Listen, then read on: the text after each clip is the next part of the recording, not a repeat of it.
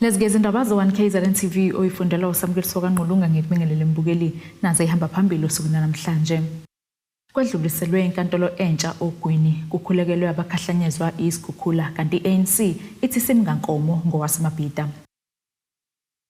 Ungqongqoshe zemsebenzi umphakathi kanye nenqalasinda kuzolonke usihlezi kalala unikezeleke ngokusemthethweni inkantolo entsha kaMantshi yasePortShepstone ogwini useningizimu nesifundazwe KwaZulu-Natal. Lesi sakhiwo sinikezwe ungqongqoshe wezobulungiswa nokuhlunyeleliswa kwezimilo uRonald kanti ke kwakubambezeleke kwakhiwa kwale nkantolo njengoba ke kwakumele ke siphele ngonyaka ka2016. Ngikubingelele mbukeli ngiphinde ngikwamukele kwi1KZNTV igama ngiwuZamando Sicele kanti namhlanje sikhona la ePortShepstone ogwini oluseningizimu nesifundazwe KwaZulu-Natal la khona ungqongqoshe wezomsebenzi umphakathi kanye nenqalasizinda sihlezi kalala ezonikezela khona ngenkantolo kaMantshi kungqongqoshe wezobulungiswa kanye nokuhlumelelisa kwezimila uRonald kuzokhumbuleka mbukeli ukuthi kuke kwabambezeleka ukwakhiwa kwalesi sakhiwo njengoba kwakufanele siphele ngo2016. Zibe khona ingxaki ezihambelana nabo construction mafia nokuyistopa ukuthi ingacontinue kodwa siyajabula ukuthi ipublic works finally ungqongqoshe ukhonile ukuthi bayiresolve le ngxaki le nkinga iCode sesinayo sizokhona ukuthi si-access ama-service i-public izokhona ukuthi access ama-service right in their doorstep bayisebenzise le nkantolo. Le inkantolo yabo yemphakathi kufanele ukuthi bathathe care of le facility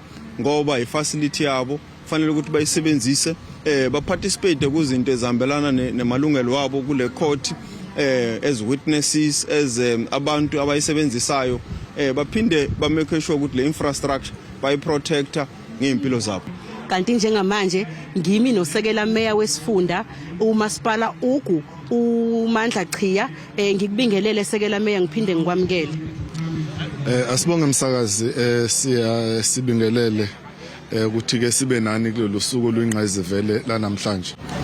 Sekela meya lesi sikhungo lesi siseduzane nedolobha nokwenza umphakathi ukwazi ukuthi uze kalula kusona njengomasipala kusho ukuthini kunini ukwakhiwa kwalesi sikhungo? Oqala nje umsakazi umuntu uyafisa ubonga kuhulumeni okhona obusayo abonge kuminister uzikalala okhona namhlanje ozonikezela lesikhungo lePortShepstone Court kuthina bantu basogwini ukuze sikwazi ukuthi zonke inkinga ebesibhekene nazo namaqala akade ekhona edonsa isikhathi eside siyathemba ukuthi ukusuka namhlanje njoba sibonile kunominister uLamula naye ekhona ezokwamukela bezosivulela ngokusemthethweni lesi sikhungo sethu abantu bonke bale district bazokwazi ukuthi ke bahlomule and ukuthi zonke nezinqumo ekufuneka zithathwe zisheshwe namaqala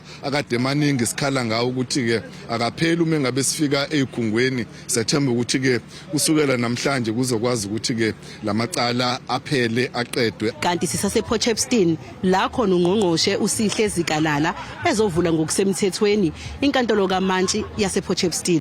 Le nkantolo siqinisekisile ukuthi siyasheshisa ukwakhiwa kwayo ngoba sisohlelweni lokuthi wonke amabhilidi nama-project esikuwo delayed siwasheshise ukuze sikwazi ukuwaqeda ze ama-department okudinga sebenzele lapho akwazi ukusebenza endaweni kahle nebafanele.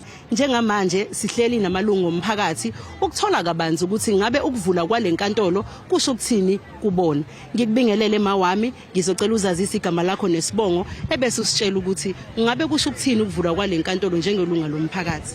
Sijabule kakhulu ngoba to save imali maya uya kwezinye izindawo engathi kungaqoqeka yonke into ibe ndawonye nokuthi sijabulela ukuthi nje inkantolo ivuleke kube khona okwenzekayo ngaba kule ndawo ngoba inkantolo phezulu bencane igcwala ngohlobo olumangalisayo ama case emaningi uhlala kuze kushona ilanga ulindile icase eyahlehla la ngiyathemba ukuthi khona ushintsho oluzokwenzeka. Ngiyabonga. Lo mbiko beniwethulela uZamando Sicele wezindaba ze1KZNTV ngisePortShepstone. Unduna kule sifundazwe KwaZulu-Natal nomsadube Ncube usenxose ukuba kukhulekelwe ukhetho oluzayo onokuthula nezinto ke eziphazamisa ke inhlalonhle umphakathi kubalwa kobugebengu ubupha nokuhlukunyezwa kwesifazane nezingane. Usho kanjena ke emkhulekweni obuhlelwe kokukhulekela imindeni ethintekile ngesikhathi sesikhukhula kanye nolungiselela kokhetho oluzoba mhla zingama-29 Nhlaba. Undunankulu wesifundazwe KwaZulu-Natal uNomsadu Ncube uhambele indawo yaseMnambithi enhlaneni kaMthaniya lapho bekubanjelwe khona umkhuleko wesifundazwe ubuthinta kakhulu imindeni yathinteka ngesikhathi sezikhukhula. Yesaba nezimvula ezibe nzima kakhulu emphakathini walapha ezidlulene emphefumulo eminingi kakhulu. Esiboneke kubalekile nanokuthi ngalesi sikhathi kusaqala unyaka imphakathi yalapha sikhumbuze ukuthi asikhohliwe sinayo emkhulekweni nalabo bangakazitholi izihlobo zabo bayazi ukuthi siyabakhulekisa futhi uNkulunkulu ukuthi abe nabo bagcine sebeyitholile ithambo lezihlobo zabo lezabazidingayo. Siyazi futhi ukuthi kulonyaka unyaka lo wokhetho isifundazwe ke sethu saKwaZulu-Natal siphinde sibe isifundazwe esijwayelayo ukuthi sibe nezimo ezingenalo uzinzo kakhulukazi ngokuthula. Sibonile ezinyangeni edlulile kuye kwaba nezikhathi lapho bekune nokungabi nozinzo emateksini kwaba khona ukungabi nozinzo kwezinye zezindawo. Nakho ke lokho sibone kubalekile ukuthi uma ngabe siphila emhlabeni kubalekile ukuthi siphilele ukwenza umahluko. Undunankulu uqhubeka ngokuthi lo mkhuleko uphinde uthinte nokwethula kwesishayamthetho KwaZulu-Natal esizothula ngesonto elizayo. Uyawuthinta impela u-state of the province nawo lo mkhuleko ngoba siwazisile umphakathi wakithi ukuthi njengoba sumemile ukuthi uzothamela uzozwa ukuthi njengesifundazwe amaplan wethu nezinhlelo zethu zimi kanjani ekuthuthukiseni isifundazwe saKwaZulu-Natal kakhulukazi ezintweni ezithinta abantu kakhulukazi ezintweni zokuseleka kwemisebenzi ezintweni zokulwisana nobugebengu ezintweni zokulwisana nokuhlukumezwa kwabantu besifazane kanye nezingane ekuthuthukiseni kolusha. Zonke lezo zinto sizobe sikhuluma ngazo ngesikhathi sivula isishayamthetho sethu sikhuluma nanokuthi izimali ezibekiwe zihamba kanjani. Khona manje uveza ukuba kube kuhle ukusebenzisana nobuholi bezenkolo kuleminyaka ye-13 yenkululeko. Kube kuhle kakhulu ukusebenzisana nabaholi bezenkolo siyisifundazwe saKwaZulu-Natal. Ngingakusho nje ukuthi ngaba sikho lapho sikhona ukuba bekungekho ukubambisana okuhle siyisifundazwe saKwaZulu-Natal. Ngesikhathi sizothula i-state of the province sizoke sihlehlele emuva sithi ukukhumbuza abantu bakaZulu-Natal ukuthi siqhamukaphi njengesifundazwe saKwaZulu-Natal. Sibakhumbuze ukuthi isifundazwe saKwaZulu-Natal siqhamuka ezigigabeni ezinjengoshobashobana, siqhamuka ezigigabeni ezinjengezimpi zakhona la ko-Stateville, izimpi zalaphaya ko-Maritzburg ko-7 Days of War, izimpi koMashu, izimpi koNgoye, izimpi ey'ndaweni ey'hlukahlukene, izimpi koHammersdale lapho abantu bakithi bebefa usuku nosuku. Thobeka Dladla ezindabeni ze-1KZNTV eMnambithi. Unobhala jikelele we-ANC ufikile embalulu ithi konke ke kuhamba kahle ngamalungiselelo omcimbi okuthula komqingo wezethembiso zokhetho ozoba ke senkundleni ezemidlalo Moses Mabhida ngomgqibelo. Ubalusho lokhu ke kwisithangamsa bezindaba besibanjele eThekwini namuhla. Kulesi sithangamsa bezindaba ongusekela nobhala jikelele uchaze kabanzi ngezinhlelo zabo kanye nesibalo sabantu abasilindele. Moses Mabhida takes 75,000 people when we talk about its capacity, with 65,000 seated and 10,000 on the pitch. We've also planned for disaster management because of the mood and the interest of many South Africans wanting to come and be part of this very memorable day, starting with our members, our volunteers and supporters of the ANC. We've planned for any disaster in terms of overflow. The beach itself will be a site that is yellow with the ANC colors, the face of the president and the leaders of the movement. The second area will be an overflow that has also been designated. The first area to fill will be Moses Mabhida, the stadium itself. Secondly, we plan to have the president speaking on time because of the weather conditions. We want the president to speak not later than 11 o'clock. There will be various programs that will take place here in a form of a celebratory but also a demonstration of ready to go to battle. Udaba lusematheni lokujutshelwa esikhundleni kwamalungu ANC nalo alisalanga ngaphandle kulandela ukuthi iDA ichithwe inkantolo. We are not brother bond. They call us brother bond. We are the party of transformation. That's what we are. We don't deploy bodybuilders. And that is why even in our municipalities, where there's been ineptitude in terms of the deployment of people, as the ANC, we have called a stop to that. We have called a stop to that. And then we have also looked at misdeployment, where you were supposed to have a doctor deployed to deploy a teacher. In the 30 years, we have changed that. But look at our deployment and our decisions and look at the minutes of that deployment. You will see that the people we deployed are qualified as the ANC. Umbalula uthamalunga ku-MK inhloso yawo kuukuhlomula izikhundla. If the ANC fails, Zuma will account for that.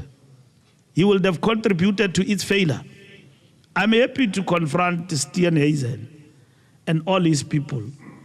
But if we fail, because there are people who believe in him, and there are opportunists also who are with him, who stand to benefit positions, patronage, and all of that, their era of patronage that they benefited from is over.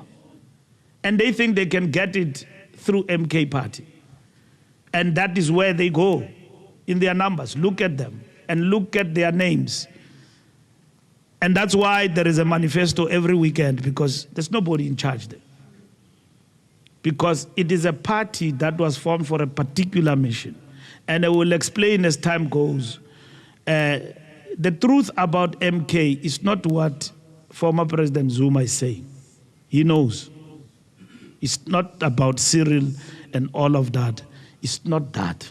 He knows. He knows the truth. Like him, ngizokhuluma ngenye ilanga. Kutebogo Sibisi, wezindaba ze-1KZNTV, kuchannel 261, ngiseThekwini. Asike sisishilele etolo siqhubeke nazindaba zethu.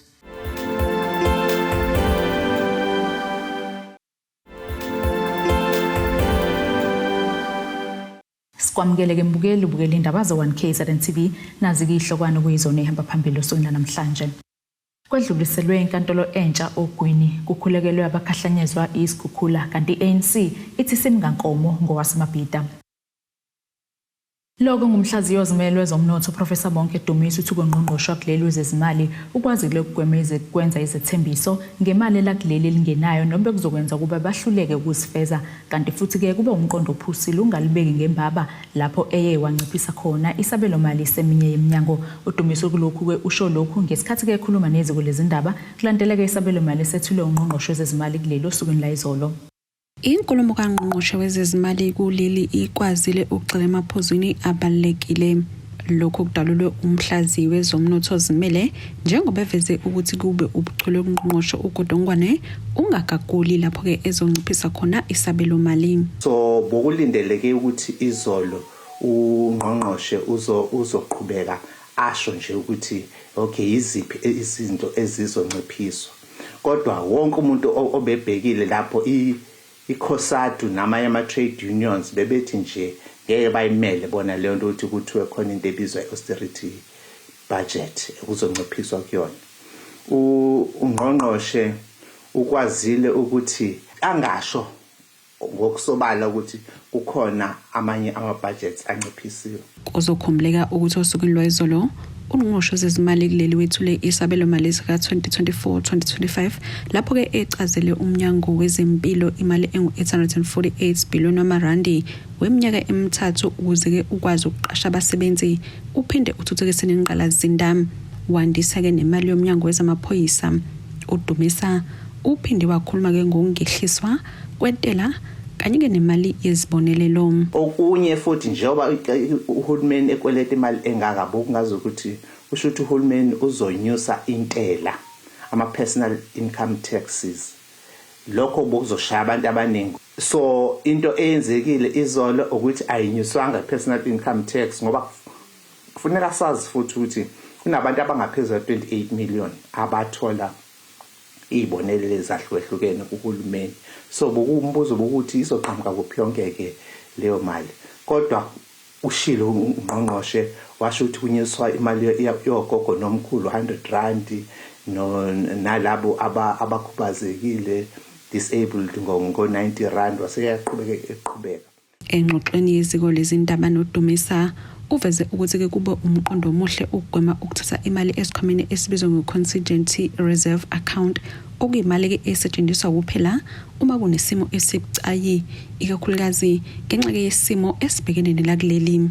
Leyo mali lapho uma kunyuka intengo ke egolide kungena imali engena ukuthenga kwegolide noma injoba ngihlale ngikhuluma ukuthi irand lilehlile liyanyuka uma linyuka liqina lapho kusho ukuthi leyo mali engena lapho besithi ino 500 billion rands nemali elapho uthi bebethi athathe half walapho ngathi mina ayenziwa leyo nto leyo ngoba le mali nje okuthiwa i-contingency reserve account kusho ukuthi imali ofuna isetshenziswe uma kukubi ngempela njengoba sabona kwenzeka nge-COVID kungenzeka siphinde sibhekane nezimo engaphezulu kwe-COVID kodwa into ayenzile ke uyithathile imali lapho kodwa wathatha 150 billion rand kuphela. Eyindabeni ze-1KZNTV kube kuntomkhona Mvubu ngiseThekwini. Usomlomo esishayamathetho saKwaZulu-Natal uNontembeko Boyce ubambeke isithangami nabezindaba ngenhloso okudingida ke ngamalungiselelo okuvula kwesishayamathetho. Undunankulu esifundazwe ngoLwesithathu kwe-Olizayo uzothula ke inkulumo ngesimo sesifundazwe eMgungundlovu. Kuzodla imali engu-3.2 million wamarandi ukusingatha kwemicimbi yokuvula ngokusemthethweni kwesishayamathetho saKwaZulu-Natal ngeviki elizayo. Lokhu kudalulwe usomlomo lesishayamathetho nalapho eveze khona ukuthi silo isona ke esizovula ngokusemthethweni. Lokhu ke esithe sakuhlanganisa nesakwenza sakulungela kwenze singasuki emgomeni wethu kakhulukazi umthetho omiyo wendlu lowa wesigatshana seshumi okhuluma ngokuthi usomlomo kuyawumele ukuthi azise indlu ngesikhathi kwakunye nosuku lapho osesihlalweni engeza azokhuluma nesishayamthetho uma ezokwazi ukwenza njalo. Imali lesizoyisebenzisa kulonyaka is 3.2 million. Ubuncane bendawo ezindleni zesishayamathetho enkabeni edolobha uMgungundlovu kholeleke ekutheni le micimbi ibanjelwe enkundleni yezemidlalo ngenhloso kuba ke uvuleleke kubantu abaningi. uBoys uvezeke ukuthi izenzo zobudlova nobuxhwanguxhwangu bazoqhubeka nokungazibekezeleli njengoba ke ngonyaka wedlule kwabonakala iqembu le-EFF likhishwa. Azikho ezokuthi amalunga angeke akwenze lokho afuna ukukwenza ukuphakamisa bakumele. Kodwa okukhona yiloko ukuthi indlu yesishayamthetho saKwaZulu-Natal inemithetho emile rules. Njengoko ngonyaka odlulile kwathi makukhona okwenzekayo osekudlule kuma rules elegislature sase sisebenzisa wona ukuxazulula lokho kubese kuba nenqubekela phambili. Nakulonyaka asikaze siphinde siwabuyekeze sikususe lokhu okwenza ukuthi sikwazi ukubuyisela emgaqweni indlu. Isithunzi sendlu siyawuhlala sigcinwa ukusigcina kwethu sizawusebenzisa yona imitheshwana emile yendlu the standing rules of the KwaZulu-Natal legislature. Ukuvula kwesishayamathetho nenkulumo kaNdunankulu wesifundazwe kwenzeka ngemumva kwekaMengameli ebhekise ezweni kanti ke uNdunankulu usuke edalula izinhlelo zeminyango nonyaka kungokugcina ngaphansi kwalo hulumeni obusayo njengoba ke kulendeleke ukuba kubanjwe ukhetho nonyaka nongaholela ke eguqukeni kokuningi. Nangona besibe nazo izinselelo kule term yethu esifana neCovid-19 ukuthweleka kwezimali akukho kuye kwasivimba ekuthaneni sikwazi ukudlulisa umkamo esikubekelwe umthetho sisekelo kakhulukazi okubhekelela ukusebenza kukahulumeni. Amakomiti ethu esishayamthetho ebekwazi ukuhlala nalabo abaphethe iminyango bakwazi ukuzochaza ngendlela ekuthe kwaqhubeka ngayo bakwazi nokwenza lokho esikubiza phecelezi accountability ukuqondiseka lapho ngeba kukhona ungenzekanga kahle khona. Izindabeni ze-1KZN kubi kuntomkhona Mvubu ngeseThekwini. Kuphelile ukuhluphekela amanzi nokuphuza emfuleni nezikomo kumphakathi waseThamela okhahlamba njengoba ke sebezowakha kumpompi eduze nasemakhaya. Lokhu kuveleke ngesikhathi umasipala wesifunda uthukela wethulayo ngosemthethweni lolu hlelo lwamanzi oseliphothulwe. Lo mphakathi uthi ke bekuphatha kabi ukuthi ke uswela amanzi ekubeni ke kunenqwabi eziphethe kule ndawo eyakhele okuyizintaba ke sokhahlamba. Kuphelile ukuhlupheka kumphakathi waseThamela okhahlamba njengoba sekusondezwe amanzi eduze kwemizi yawo. Lokhu kwenzeke ngesikhathi umasipala wesifunda uthukela uyovela ngokusemthethweni lolu hlelo. Amanzi bekhiwe ekudeni manje sizowakha nemakhaya kubumeshile ukuthi umuntu nemandla engacela uthukela ezomjoyinela nje bese wadonsela ekhaya. Sizwe nje sijabule kakhulu nabe sizothola amanzi njengoba besifuna wona amanzi. Sijabule impela futhi ke lokho ekuqhubekile nakwabanye abangakatholi baphumelele bewathola. Imeya kulomasipala uthukela inkosi uNtando yenkosi Shabalala uthi ngalolu hlelo bazophendula kwisikhalo somphakathi. Safika ke 12 months ago sahlala nabo lana basikhombisa imizi yonke le ekhona la engenawo amanzi bakhala ke ukuthi bona banezintaba ezinephethu bacetha okungcono sibavikele iphethu lezo bakwazi ukuthola amanzi bese siqhasha ke inkampani yakwaSidwalt okuyona ekwazile ukuzowenza lo msebenzi iwadonsile kamanzi esiphethweni esisuka phezulu about 7.5 kilometers away from la sikhona eza kamanzi azozofika la lamanzi njengoba ephuma kangaka ane pressure isimangaliso awana njini ipressure nje gravity enziwa ukuthi intaba iphakeme kakhulu so kufakwe ama stand pipe okwamanje awu12 asiza umphathi wakulesigodi uphase 2 lona ukhona ku phase 3 osizowenza sinikeza abanye futhi abangale le side elingenhla nenendunwana ukuze bakwazi ukwathola amanzi. uShabalala uthi banxusa umphakathi kuba uwafake emabaleni awo amanzi ngenxa ukuthi amanzi abo maningi kakhulu ukuthi ukunokuthi achitheke ngcono bawadonse bawafake nasemakhaya bawasebenzise impompi zibe semabaleni abanawo amandla futhi ukuthi bafake amageza bafake amabhavu babhave emakhaya namasiwa bawenze sibavumele ngoba amanzi esiphethu futhi maningi siyafisa ukuthi engathi bangakwazi ukuhlonipha lo msebenzi impompi bangalimazi nethangi futhi bangalimali makwenza ipipe liqhuma basithinte lokho abakwazi ukwenza nabo babamba iqhaza bakwazi ukukwenza ngoba sekuwumsebenzi wabo akusesikona kwasothukela sokwabo. Kanti lo msebenzi udle izindodla zemali ezilinganisela ku7 million rand unezikhawu ezintathu kanti uzozuzisa imizi engaphezulu kwama400. Sispende ku7 million rand ngokwenza lo msebenzi kube namathuba emsebenzi awu22 akhandekile njengoba namhlanje nje siwethula sewuqediwe sebeyawusebenzisa lo msebenzi uphelile. Ezindabeni ze1KZN TV nguAnda Dube ngiseThamela okhahlamba. Asiphinde futhi seyitolo sibe siqhubeke nazo indaba zethu.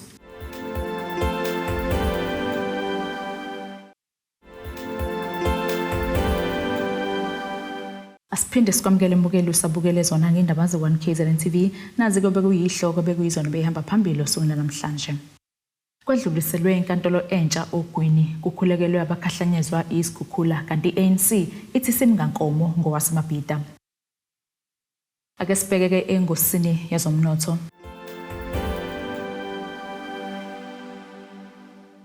Rand lakuleli lu18.90 maqhathaniswa nedola semelika libo 249 maqhathaniswa neeuro libo 23.93 maqhathaniswa nopondo waseBrithani igolide lona $2029.98 ounce kuthi wolo lingahluziwe wona bo $83.03 umphongolo. Ake sibheke engosini yezemidlalo. Umqeqeshi obambile weMilford FC uNkululeko Buthelezi uthi abantu abalindele likhulu emidlalweni wabo weNedbank Cup last 32 neKaizer Chiefs azoba ngesonto eFNB Stadium ngehora lesithupha ntambama. Ekhuluma ke nethemba lezindaba uButhelezi uphinde waveza ukuthi ke ahamba ngendlela amalungiselelo lomdlalo. Umqeqeshi weqembu laseRichards Bay FC okuyiMilford FC negijima esigabeni seMotsepe Foundation Championship uNkululeko Buthelezi uthi iKaizer Chiefs izofika sigawulo ezabekwa uma sebebhekana naye kumzuliswano oqala womqhudelwano weNedbank Cup. Kanti uphinde watshela abathandi bebhola ukuthi bazofela enkundleni kulomdlalo ukuze nabo bakwazi ukunqoba. Kukhulu okumele bakulindele kuthina. Kukhulu akukuncane. Khona iChiefs team enkulu kodwa ke umdlalo soyinikeza wona. Enginethemba lokuthi ebholeni ke kunama results awu2 if kuyicup of which kuyenzeka ukuthi nidlala idraw nifike kuma penalty lapho kusuke kudingeka umuntu ozoluza nomunye ozowina. Kodwa engicabanga ukuthi nathi sikulungela ukuthi singabathwesa umzimba kangaka ukuthi singayiwina igame. Angicabanga ukuthi kuzoba lula. Ngakolunye uhlangothi ukapteni waleli qembu uPhakamani Ngxongo naye uthi nakuba beyihlonipha iChiefs njengeqembu elikhulu kodwa enkundleni ngeke bayinike inhlonipho njengoba nabo kuyithuba labo lokuzibonakalisa njengeqembu eligijima esigabeni seMotsepe Foundation Championship. Amalungiselelo odlala igame esakuyona Nedbank versus Kaizer Chiefs, I think ngendlela esiprepare ngayo si ready for umelana nabo. Siyazi noma kuyi team enkulu ku PSL but sizomelana nayo because ukudlala nayo iChiefs kuyiyona indlela ukuthi sibona sisingakanani njengamanje kule division esikuyona. Amakhosi azoya kulomdlalo avela nerecord elingelihle uma ebhekene namaqembu agijima esigabeni ezingaphansi. Ezindabeni ze1KZNTV ubikuthi abantu maphumulo eRichards Bay. Nasikisimo sezulu esikalindeleka.